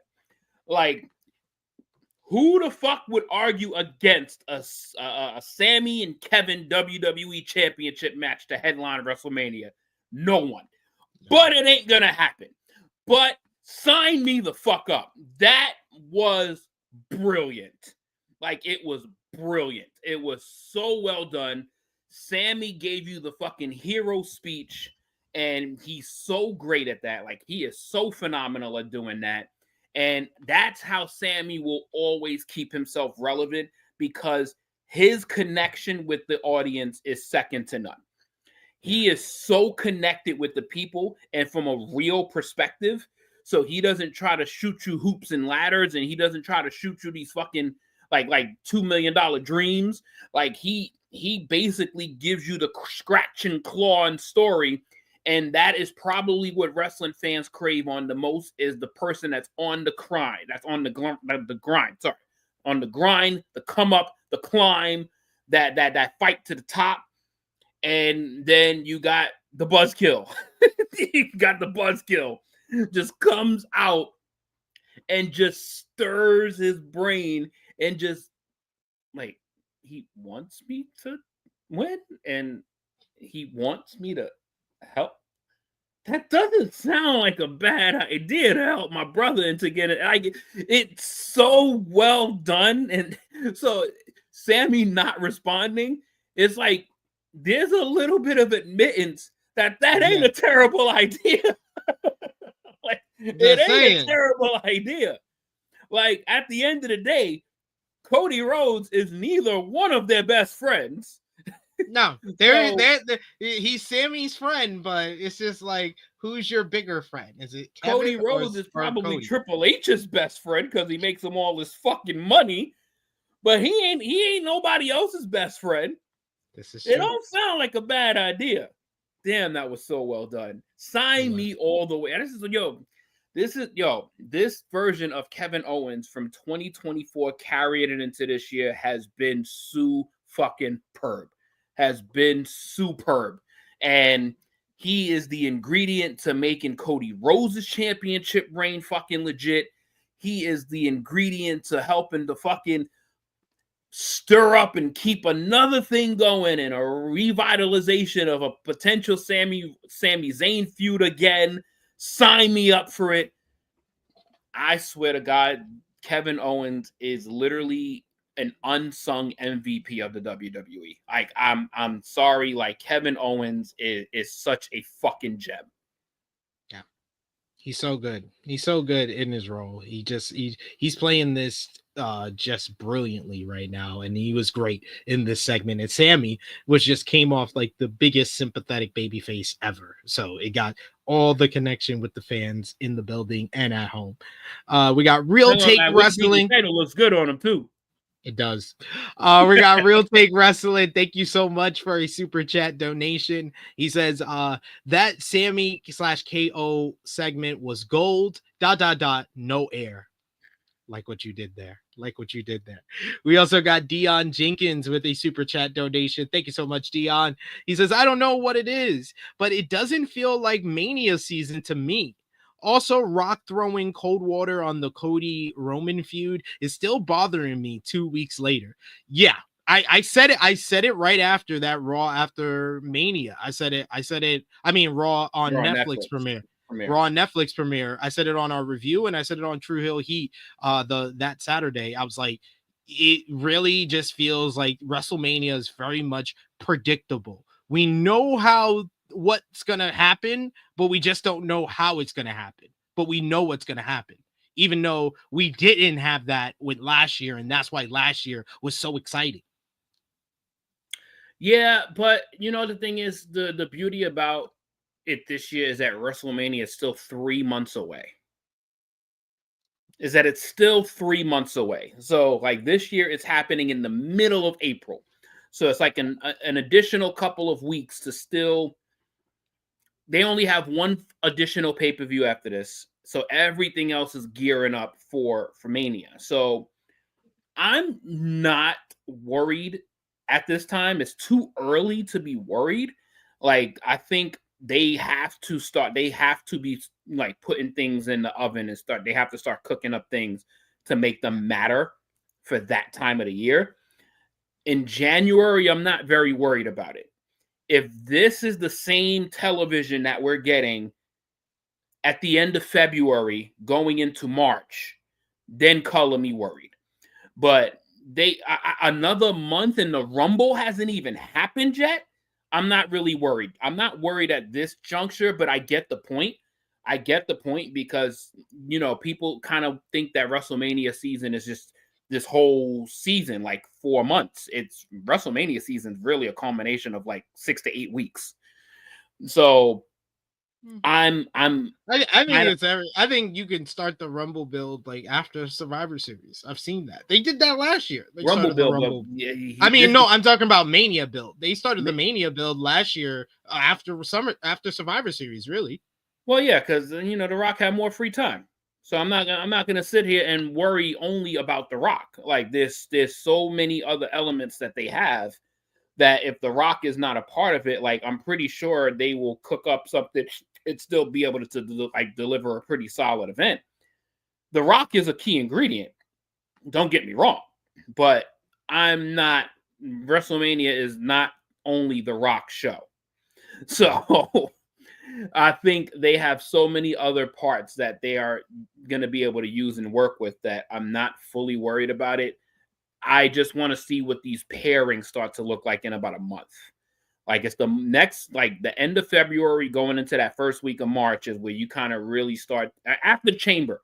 Chamber is where shit really, the season starts to like get painted. And Royal Rumble, I maybe they're just doing this as a solo event for the Royal Rumble and just trying to isolate it, and then that's the launching pad to WrestleMania season. They don't even got the fucking WrestleMania sign up yet, so I'm not all the way worried. Oh no, that goes up. That goes up after Royal Rumble. Yeah. So I get it, but I'm just not fully worried yet. Kathy Kelly was backstage with Sheamus. He said that he may have the best career backwards. He beat John Cena just 6 months into his career for the WWE title. But ironically, the Intercontinental Championship drew him to WWE as a kid, and it's the title he has been chasing for 5 years. The stars were aligned on Saturday where he would beat Braun Breaker for the title, but Braun interrupted. Braun said that he would beat Sheamus and break him like an old man. Braun advised him to retire. Sheamus shoved Braun, who laughed and walked away. It feels like 2 months I've seen Braun Breaker either sitting in the front row or in a backstage segment. Like it's tough, man, because like Raw has been 2.5 hours. Like the fact that they don't have an extra 20 minutes to get this guy some airtime weekly. It's really like they have up to 3 hours to use, so it's not like they fucking are like strapped for time. They've been ending shows at 2.5 hours, which means there's still more fucking seasoning that they could put on the show. And one of your biggest up and coming fucking superstars has been literally on the shelf all year. He's been a healthy DNP, Coach's decision every week. Yeah. It's interesting. We get a memorial graphic for Bob Uecker, and then we get Nia Jax going one-on-one with Bayley. Roxanne Perez is watching from the front row, squeezed between two regular fans, which was hilarious. She gets into it with Bayley early on in this matchup. Bayley has to punch her as a random security guard basically grabs her and hauls her small ass away. Bayley was amused, but Jax attacked her from behind as we go to commercial break. Jax dominated for a while until she misses a lay drop. Bayley hits a sunset flip powerbomb into the ring post. Bayley does an annihilator using the BBL, as Nia would say. She then did a reverse elbow drop off the middle rope, only got a 2 count on that as well. Eventually, she would hit her big elbow drop and only get a 2 count for that. Jax hits a pop-up Samoan drop. She follows up with a senton and the annihilator to pick up the 1-2-3. Yes, Bayley losing on her first night on Monday Night Raw. Nia picks up the win here. Then we get Rhea Ripley's music hit to a big pop from the fans. She runs down. She's knocking over everyone as security comes in to stop her and Nia from brawling. She knocks down everyone. She does a big cannonball off the apron off the announce table onto Nia. She then goes on top of the announce table and grabs a microphone and angrily challenges Nia for a match this Saturday night's main event from San Antonio, and it was made official. It will be for the WWE Women's World Championship. Rhea Ripley defends against Nia Jax fun brawl in the post match. The match itself was solid for what Nia and Bailey usually deliver. I liked the little interaction with Roxanne Perez, but Rhea and Nia, thankfully, is Saturday night's main event, because if they were going to try to do another pay-per-view matchup with them, they're just kidding me. These niggas are about to have more matches on Saturday night's main event than the fucking Royal Rumble. I have a point there. That's a problem. That's a problem. Like, all of this build is for Saturday night's main event? What the fuck is going to happen at the Royal Rumble?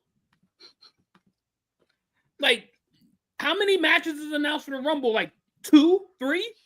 3. The women's Rumble, the men's Rumble. We got the 5-match Triple H PLE special. Yep. That's it. There's nothing else happening for the Royal Rumble. That's it. You got 3 matches and the 2 Rumbles. That's it. Yeah, he'll probably do 2 matches in the Rumble. He did that last year. He did 2 matches in the Rumble, in the Rumbles. Another predictable Saturday night's main event card coming up. Backstage, we see the Judgment Day in their Judgment Den. Chad Gable is eagerly asking Dominic Mysterio for his help with his lucha problem. They didn't seem to want him there, but Dom initially resists his request. However, Dom handed him a piece of paper containing the name of someone who can help. Gable was excited, and he dismissed the rest of the Judgment Day as he left to learn the dark arts of Lucha Libre. They weren't sure why Dom would help him, but Dom said it wasn't the worst thing to have Gable owe them a favor. JD McDonough was worried about their tag team title rematch next week, saying Finn Balor was out after the street fight. Dom offered to take Balor's place, and McDonough accepted. McDonough was worried Balor would not like the idea, but Liv Morgan assured him that it would be fine. Morgan poked fun at Dom for being so helpful and helping everyone, and then Dom says that he thought that Liv wasn't upset with him anymore, and she says she's not. She's just poking fun at him, and he would make it up to her for what happened against Rhea. He said he's got another plan for her. Any thoughts on this segment? No. This whole no. Yeah, when I tell you I'm over this more Judgment Day. I'm over this entire group on my television. Like, it has become like a fucking fungus on TV, seeing this faction do and say nothing weekly. Like, it is, and this is what they don't have time for Braun Breaker for. Yep. Like shit like this. That bullshit. Like, that was the most substanceless fucking thing on the show, and we done ragdolled a couple of things that lack substance on the show already, and this shit took the cake. Like, this shit was such a colossal waste of time, and I feel sorry for Chad Gable that he was actually almost fucking vacuumed into this vortex of bullshit. Like, hey, it set up the tag title match for next week. I hate everything Judgment Day. Like, there's no OGs in the group no more. Like, there's nothing Judgment Day about the Judgment Day. Mm-hmm. The Judgment Day is cooked. They're cooked. They are cooked. That's very much true. We had a series of video package, backstage segment, commercial, and then finally a matchup. So we'll just go through that very quickly. We get a Lyra Valkyria video package. We were she was advertised to appear on this show, but she never technically appeared outside of this vignette. Hyping up her victory to win and become the first ever women's Intercontinental Champion. Then we get a Martin Luther King tribute video. Glad that continued post Vince. Then we get Sami Zayn approaching Seth Rollins to let him know that his words got through to him last week. Rollins knew it did, and it was glad to see this side of Sami. However, Rollins wouldn't resist to throw him out of the Rumble. Sami says he would throw him out first. They had a friendly face-off before Sami walked off. Rollins continued to warm up, and we saw Karrion Kross closely watching on. Any thoughts on the Karrion Kross being there? just love him just making himself involved, even Just if it's in the most minute way. Like it's give me more Karrion Kross on TV. I'm glad he's getting over, and I'm glad they're giving him more stuff to do. Just give me more. Yeah. Just give me more Karrion Kross. Like I'm all for it. Like it's cool even in the most subtle way, but like give it to me. Yeah, I'm for it. Yeah. And nice little exchange between the two of them too. Like it just seems to just kind of just keep Sami and Seth just connected somehow. Like they've been connected for a couple months now. So it wasn't a meaningful like exchange, but it keeps them just connected. It keeps them connected, which is good for business. So we got a quick promo during the commercial, Ludwig Kaiser saying that he's looking out for the Penta's next matchup, which was up next. Penta going one-on-one with Pete Dunne. I like Cole referencing that these two first wrestled at Rev Pro years ago in 2017, which was true. They also wrestled for Battle Club Pro back in 2017, booked by our very own True Draw Josh. Dunne tried a backflip off the top rope, but Penta super kicked him out of midair. Penta went for a dive, but Dunne cut him off with a forearm. Penta hits a big DVD, only getting a 2 count. Penta followed up. He hits a big Mexican destroyer. Dunne rolls out of the ring. Penta follows up with a big flip dive to the outside. Dunne blocked another destroyer attempt and hit a dead eye. Dunne snapped Penta's fingers when Penta tried to do the Zero Mero.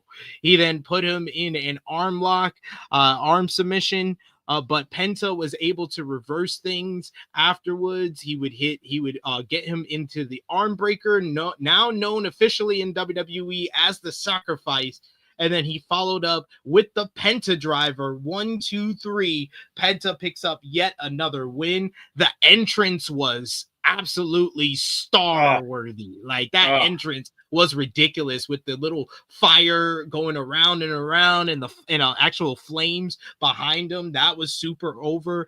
And then Penta during the matchup, it was another good match. Not as great as the Chad Gable matchup, but a good matchup here. Pete Dunne, he did get a couple of heat with the fans chanting Butch at him, but it's not as over as Chad Gable was, but still a good matchup here. What did you think about Penta Week 2? It was great. Like, it was great. Like, of course, everybody's still high on that first impression, but like the match was solid, easily probably, the best match on Raw to me. But it was good, solid, really good. Pete Dunne, obviously great choice for work rate. So that I love what they're doing so far with Penta is putting him in the ring with high work rate people to show how good he is capable of being. And this will make it meaningful for him because he's picking up victories. So this is like the old school kind of like upbringing of what they want to make as another superstar. And God, they entrance like it's almost going to be to a point where the music is probably just going to catch on to people and just stick with them. Yeah. And you're going to just get used to it because everything else around it is so fucking phenomenally done.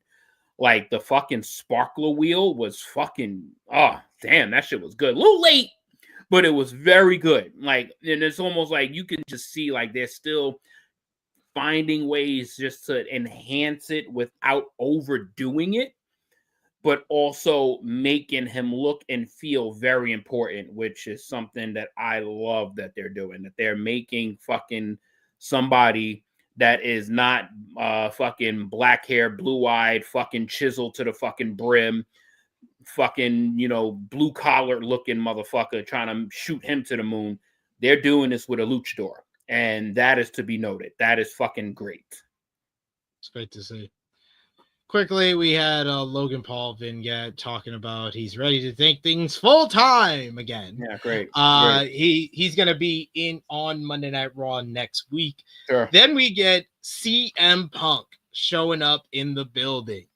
Punk enters, and he basically is cutting the old school Mean Gene Okerlund podium promo here with Jackie Redmond with the interview. Punk said he basically steals Jey Uso's entrance with coming through the corridor, and then he axes Jackie Redmond axes Punk about the Royal Rumble, a match he's never won against a stacked field, and Punk called himself the maker of history after doing his ridiculous "It's a great night to be in Dallas, Texas on a Monday." Hate that shit so much. But this promo knocked it out the park. He said he made history by main eventing the first Monday Night Raw on Netflix, where he beat Seth Rollins. He would make history at the Royal Rumble by beating 29 other men. And nobody was better than him when the people were behind him. He says that he can't see John Cena coming out, eliminating him from the Royal Rumble. He says Roman Reigns needed his help to get the Ula Fala back. He says that Drew McIntyre, he already put him in the ground.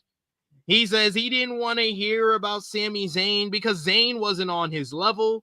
He says you could put Hulk Hogan in the Rumble, and I'll throw his dusty ass out, and I'll kill Hulkamania forever. The fans cheered that uproariously. Punk said that he would settle a score and would call in a favor or two if he needed to. Only one man would get his hand raised, and that was CM Punk. Excellent promo. Excellent promo by Punk. This was 2 minutes. Look in the camera. Tell him where the show's at. February 1st, 60,000, Indianapolis, Indiana. Buy a ticket. Buy it on pay-per-view. That was like a 90s, straight up 90s, 80s promo. Promote the big show. That was awesome. Punk just, and as much shit as we give CM Punk, like we give CM Punk a lot of shit on this channel, a lot. That man knows the business. Yeah. Like he knows the business. He just knows it. Like he just has this intuition. He just knows. He knows what the people are saying. He knows how to get reactions. He knows how to just get you riled up. That Hogan line was him knowing the pulse of the internet. Because everyone and their mama fucking ragdolled even further when Hogan was booed out of the fucking building when he fucking showed up. Yep. Punk knew. He was aware. And that's just how he just knows how to just keep his name so high up on the echelon. Like, that was great. Like, that was great. Like, that just can't say much more about it. Like, that was fantastic. A great way to get you to tune in. Yeah, like you said, classics Saturday night's main event style promo. Yeah, it was good. It was good. I loved it. God damn, you guys must really not like Romeo, because we got a $50 super chat donation from Chuck Berries. Thank you so much, Chuck Berries. God damn. God damn, bro. He says wrestling historians like Bill Apter want fans like myself to separate the real life controversies of Terry from the on-screen character of Hulk Hogan. Well, that doesn't work for me, brother. I'm Phil Brooks, and I approve this message. LOL. I appreciate Bill Apter as a wrestling historian, as someone who's been in wrestling media as long as he has. He's a pioneer of guys like us who just talk about wrestling into a camera. If it wasn't for the Bill Apters, the Dave Meltzers of the world, we wouldn't be able to do what we're doing today. However, I also told Bill why we can't separate the two, because it's not Hulk Hogan, the on-screen character, anymore. He's done. He hasn't wrestled in a fucking 20 years. It's Terry Bollea, Hulk Hogan. They're one and the same. They're not. You can't separate the two. If he's dead, maybe we can, but we can't do it while he's alive. And all he does when he comes out is attempt to pander to the people. Fuck that. That time is over, man. That time is so over. And You know, the thing is, when you are a piece of shit, when you can admit you're a piece of shit and admit you've done something really, really wrong, that has yet to happen. Exactly. And how many years later has it been? It's been Like, we're supposed to just forget and then remember. It's going on a decade this year. So, yeah. So that's, in a nutshell, why there hasn't been a growing, like, minor acceptance to getting back to the superstar that he used to be. People just want some accountability, bro. Just some accountability. Just acknowledge it. Don't matter if you got J's on your feet, motherfucker. We saw that shit too. No, that shit don't matter. You had some little baguette. You were over here, brother, and fucking loving yourself some fucking Mr. Trump here at his inauguration with some Jordans on. Like, what the fuck? Like, no, you're so out of touch. You're so out of touch with just Americana at its finest. And that's why people have not accepted this piece of shit yet. And it's fucked up because I paid money to meet this fucker a long time ago. I remember. Was that the Orlando Mania? Yeah. And something was like, and everybody that did the 2 sweets with him when they met him, everybody touched tips. Everybody touched tips with Hulkamania.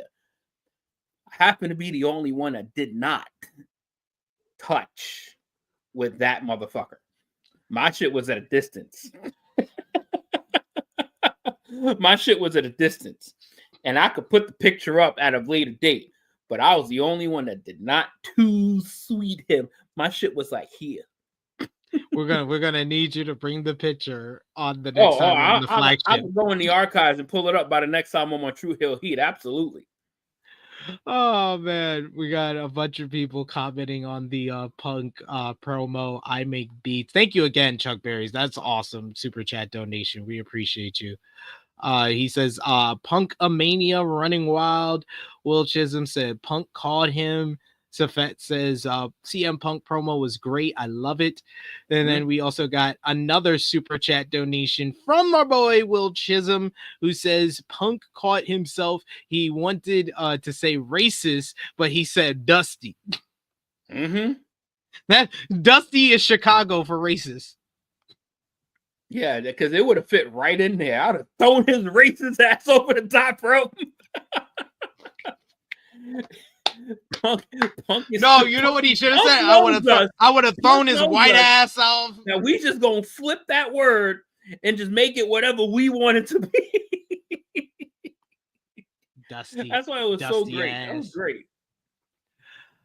Kathy Kelly interviewed the War Raiders, who spoke in their normal guy voices. Ivar said that they were always ready to defend the tag titles. They would return honor and prestige to the division, something that was tarnished by the Judgment Day.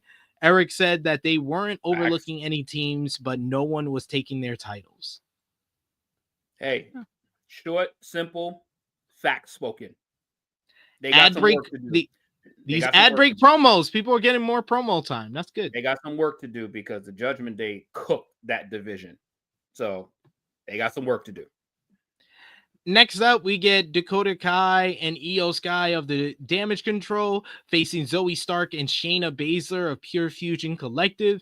Early on in the match, Zoe Stark killed Dakota Kai with a springboard dropkick. Oh my God. The crowd was even buzzing at that spot. The referee checked on Kai right after. I would have thought Dakota got hurt. Like, Sky eventually made a hot tag. The fans were chanting her name. She's so over. So that's the most over person in this matchup. She takes out Shayna Baszler with the German suplex, so suicide dive. Sky hits Stark with a missile dropkick and a running double knee strike in the corner. Sonya tried to distract Io, but Dakota wiped her out. Sky was distracted instead by Baszler taking out Dakota. Stark knocked Sky off the top rope and suplexed her for a 2 count. Shayna Baszler hits a running knee, but Dakota broke up the cover. Kai hit Stark with a penalty kick, but then Shayna knocked Kai off the apron. Shayna put Io in a Kurafita clutch, but Io slips out of it through the rope, using the rope to her advantage, and then she hits the over the moonsault for the 1-2-3. This was a nice little showcase victory, not for damage control, mostly for Io Sky. The fans were really into her throughout this one, and this was a different type of one segment matchup on Monday Night Raw. This was one segment. It went 6.5 minutes. We saw the whole thing. I was like, yeah, I prefer the women's tag team matches to be this style of 1 minute instead of the old style USA 1 minute tag team women's match. That meant it was 3 minutes, or if it was 6.5 minutes, it had a commercial break in between it, which we only saw 3 minutes of it. Yeah, fun little match. This was fun. Fun little match. Like, it was cool. Like, it was like it did everything it needed to do for a nice little women's tag team match. I mean, Io is just amazing. Like, obviously, like, you know, there's not much more that you can say about somebody that is this skilled. Like, Io is just that good. But my God, I was kind of praying for Dakota after that drop kick, bro, because I was like, damn, this girl just came back from a fucking big injury, and she just got her whole fucking world caved in. like just this poor girl, man, and she just lost a big heartbreaking in the Continental Championship match, and then just gets her soul fucking taken from her. Like this girl can't catch a fucking break, bro. Like, but you know, thank goodness, at least, like, I think she's okay, so that's good. But yeah, that I will never get used to saying Pure Fusion Collective in my life. I will not. Just go with PMC. Just go with PM. Just go PFC. Just go PFC. Just go PFC. Like, don't that breakdown. No, take that shit off the screen. Just put PFCs on the fucking screen. People will get more behind 3 syllables than fucking Pure Fusion Collective. You can't even chant that shit properly. Like, you can't even Pure Fusion Collective. Pure Fusion Collective. Like, Pure Fusion Collective. Pure Fusion Collective. What the fuck does that even mean? Like, what does that even mean as a wrestling fan? What the fuck does that even mean? We are not watching the MCU right now. Like, we are not watching the Particle Fusion Collective. Like, what are we doing with that? Like, just PFC. That's it. Submission Sorority is still available, says RPGs. It's good point. But let's finish things off on this episode of Monday Night Raw. We got 316 of y'all watching across all platforms. Remember, if you haven't already, drop the thumbs up, hit the heart emoji, share it with your friends, subscribe if you are new to the True Heel Heat YouTube channel, and comment in the live chat. We'll try to highlight as many of your comments as possible. But of course, feeling generous, send a super chat donation and let us know your match of the night, MVP, LVP, out of 10. What did you give the show? Thumbs up, thumbs down, thumbs in the middle, because we only have the main event left, which was Seth freaking Rollins going up against Drew McIntyre. Seth hits a tope suicida. He hits one. He gets caught on the second suplex over the announce table before we go to commercial break. Rollins countered into a victory roll when McIntyre went for his reverse Alabama slam. Rollins followed with a flying knee, a running boot for a 2 count. Hits a springboard senton for a 2. McIntyre went to the top and Rollins catches him up the top rope, hits a superplex, but then McIntyre is able to hit the Falcon Arrow instead of Seth. Rollins ducked a Claymore. Drew hits a spine buster for a 2, but then Seth finally does hit the Falcon Arrow for a 2 count of his own. We get trading of counters until Seth applies a crossface, but McIntyre got the rope break. Rollins got in McIntyre's face, talking trash as the referee pulled him away. McIntyre poked Rollins in the eye and then hits the future shock for a near fall. McIntyre hits a bunch of short arm lariats, talking trash to Seth, saying that he thinks that he's done, stay down, get up. He took his time pacing around the ring, which gives Seth enough time to recover. He gets a jackknife cover. 1, 2, 3. Seth freaking Rollins picks up the win once again against Drew McIntyre. Drew, he just can't beat Seth if Seth's at full health. If Seth's at 80%, he can't beat Seth, it seems. McIntyre is pissed afterwards. He attacks Rollins after the match. He nails him with the Claymore kick. McIntyre places Seth's head by the ring post, looks for another Claymore, but then Sami Zayn comes out for the save. Sami and McIntyre are fighting off with each other until McIntyre fights off Sami, pushes him against the guardrail. McIntyre gets back into the ring. He puts Seth in the corner. Sami gets back into the ring. He goes for the Eluva kick on Drew. Drew moves out the way, and Sami kicks Seth.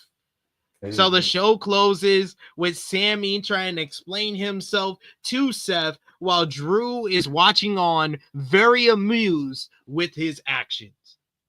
Very good matchup here with the main event. These two guys have great chemistry with one another. The counter work and everything, it just worked really well with each other throughout. The crowd just seemed not as invested in this match as the other matches on the show. There was just nothing on the line, and Seth is still seemingly, it still seems like he's teasing this heel turn, so it doesn't make him the most endearing babyface at the moment. So there was just something missing from the show in general and from this main event, but a very good matchup in general.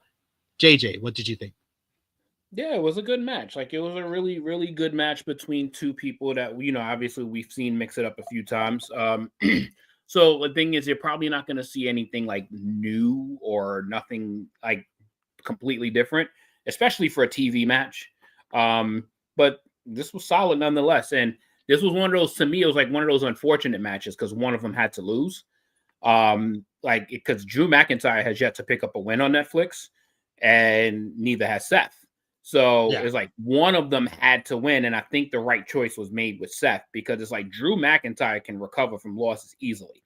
Like, if Seth goes like on this downward spiral of just losing all his matches, then it's like he just becomes lesser than less important because he's important. He's always a main cog, but he's never the cog. So at least giving him some W's will keep him like in that island of relevancy. You know, so See what you did there. He'll be there, and I liked it. I like the choice because Drew can just like fuck a few people up, and he's right back in the graces of being involved and over with fans. So he's like in a golden spot right now, where losses really doesn't hurt him. So which is really, really good. And the Sami's like, how many mistakes is Sami Zayn gonna make with these kicks, bro? Like, how many? That's like, the second one. That's the second one to a former Shield member. Like you just stay fucking missing, bro. Like, first you kick the shit out of Roman, and now you kick the shit out of Seth. Like what are we doing here, bro? Like, aim better, bro.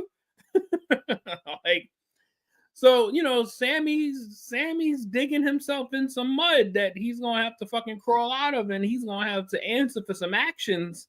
Like, because, you know, that's you know, in wrestling terms, that haluva kick fucking hurts. You just got kicked in your fucking face. Unintentionally. Unintentionally. Like, you don't get kicked in the face unintentionally. like that. Fuck, that's a fighting action right there. So interesting to see how, again, keeps Sami and Seth connected. Like, they're still connected. And that keeps Sami relevant. That keeps Seth relevant. So, which is good. So it's going to lead to a very interesting Royal Rumble in a week and a half. So definitely looking for that. But yeah, I think the show is missing the main storyline right now. Like, the show doesn't have a main go-to storyline at the moment, which is kind of like probably what you're missing from the show, is that there's bits and pieces that's happened, and there's good moments, there's good matches, but there's not like the go-to storyline as of yet for Monday Night Raw. Yeah, I think that's the spark. That's the thing that's missing from the show. But really good action, really good promo work. throughout the show. But let us know in the chat your match of the night, MVP, LVP, out of 10. What did you give the show? Thumbs up, thumbs down, thumbs in the middle for me and Top Guy JJ for the January 20th, 2025 edition of Monday Night Raw. In 3, 2, 1. Thumbs up across the board from both of us. JJ, out of 10, what did you give the show? Last week I gave an 8 because I just thought substantially it was just a better wrestling show overall.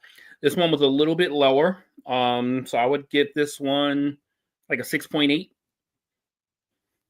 I'm gonna give it a 7.5. You gave this lower than the first week? Actually, you know what? Let me riff. I just rememmed that because I gave the first one a 7. Yeah, so this one, I gave the first one a 7. So I'll go up. I'll go to 7. I'm gonna go to 7.2. I'll go to 7.2. I'm gonna have it edge it. Listen, I'm not comparing wrestling shows to a dick fest. I'm not doing it. I'm not comparing dick on the table episode to actual wrestling shows. I'm just not doing it. Week 1, the debut on Netflix was a dick on the table episode. I'm bringing everybody out. Everyone's going to cheer. Everyone's going to have fun. Then you're going to go home. You might have seen 2 to 3 matches, but that's what it was. There's a version of that show that accomplishes things. These last 2 weeks have been better wrestling shows. So I agree. Yes, my bad. I'm going to go to 7.2. I will edge it over the dick on the table episode. That's all that's going to be the forever name I will always have that episode. Is Dick on the Table. Very nice. So that gives it a 7.5 out of 10. Yeah, I'm going to give it a 7.5 out of 10. This was a solid enough show. Some good stuff. It just was missing something to put it over the 8 for me. JJ, who was your MVP for the show? It's interesting. MVP, I'm gonna say honorable mention to Penta, but MVP of the show is Kevin Owens. MVP of the show is Kevin Owens.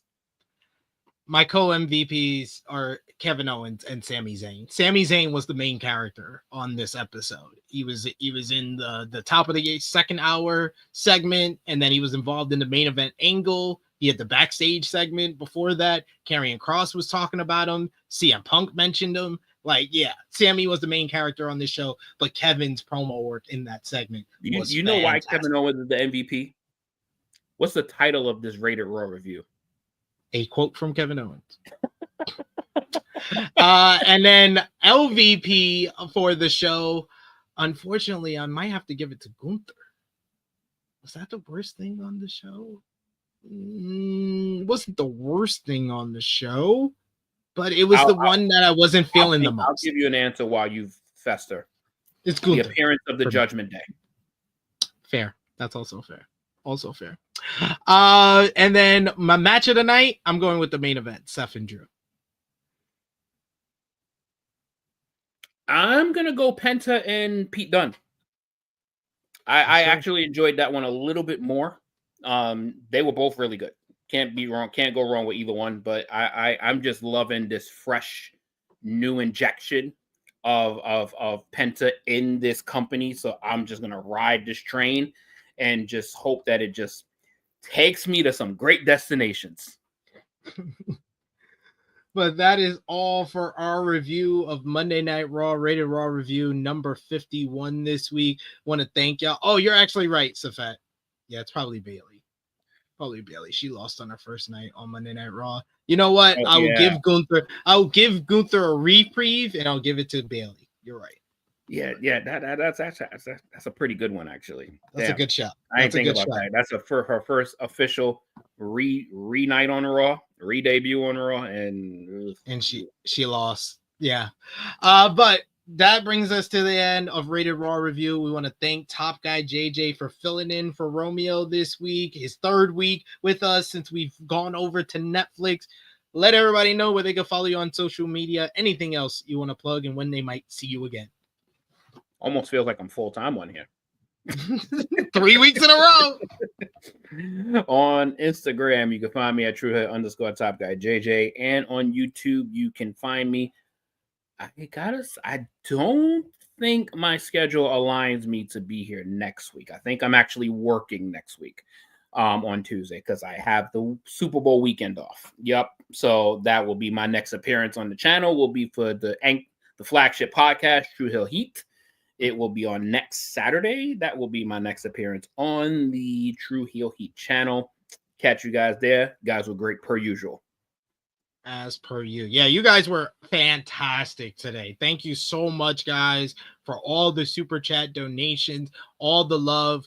We'll be doing an exclusive breakdown of SRS versus Air Gold for our members of the channel. The members of the channel were the ones that made it possible. Brandon Brown, chilling with Chase. I might invite Chase on because I know he was listening to the whole exchange that went down. So that will be a members exclusive. So hit the join button if you haven't already. Become a member of the channel, $1 a month.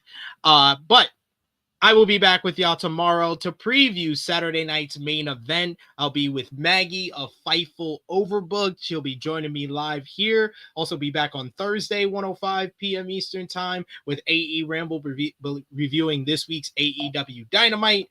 And then we got the flagship podcast, True Hill Heat, on Saturday as per usual. So join us for that as well. But for Top Guy JJ, it is me, your True Hill Phenom SP3. This has been Rated Raw Review number 51. If I need you, I know you'll be there.